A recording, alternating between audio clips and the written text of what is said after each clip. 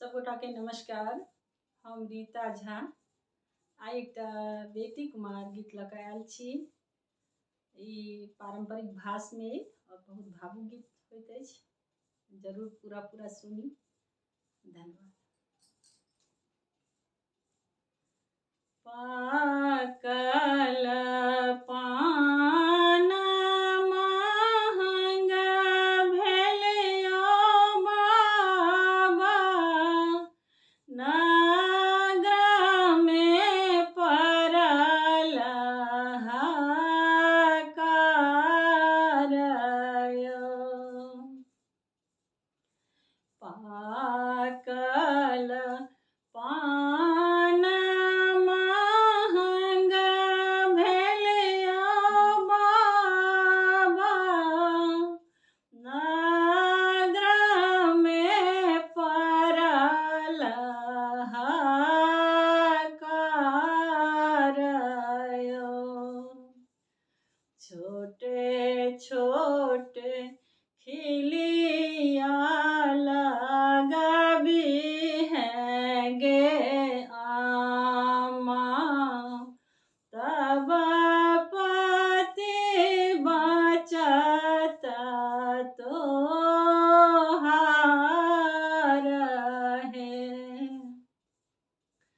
छोटे छोटे खिलिया लगाबी हैं गे आमा, तब पति बचत तोहार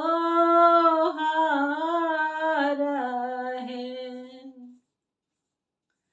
साकरी तोहर गलिया गे आमा, साकरी तोहर दुआरी है।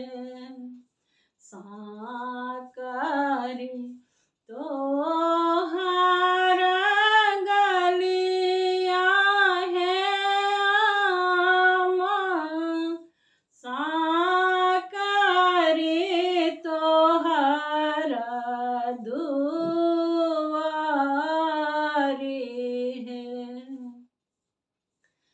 साकरी तोहर आंगना है आमा, कोना पति बचत तोहार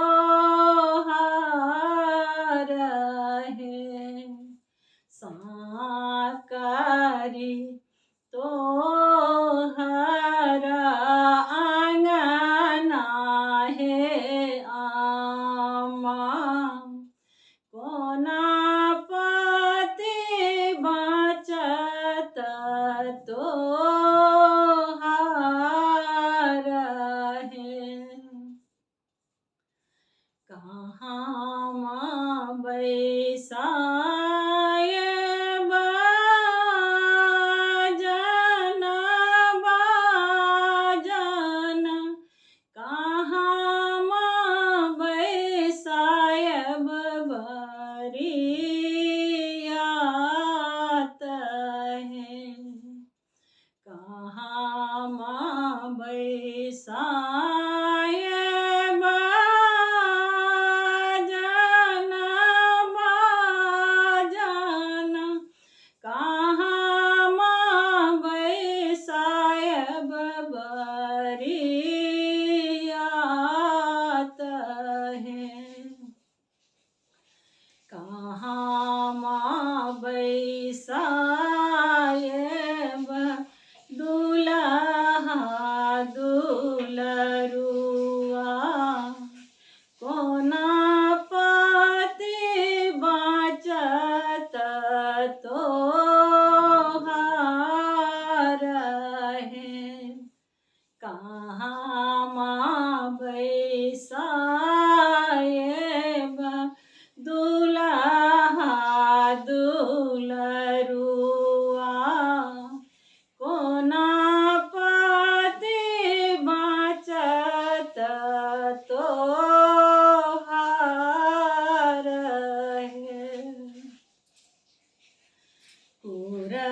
खेत बैसाए बाजन बाजन दुआरे बैसायब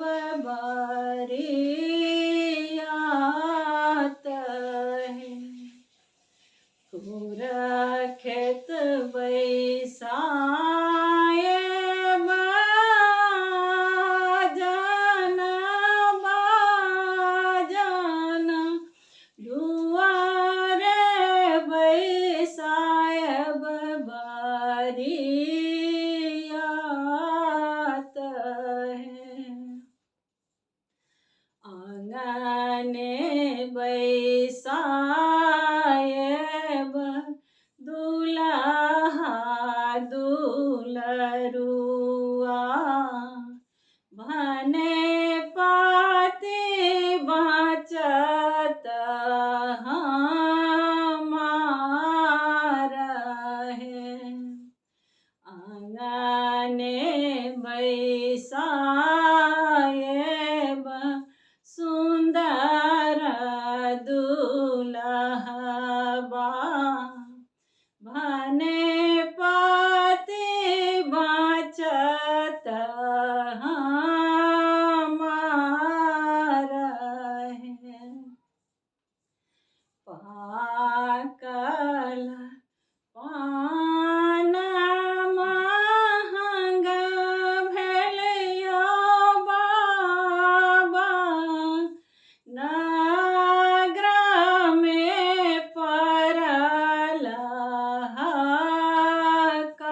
हाहाकार यौ छोटे छोटे खिलिया लगबी है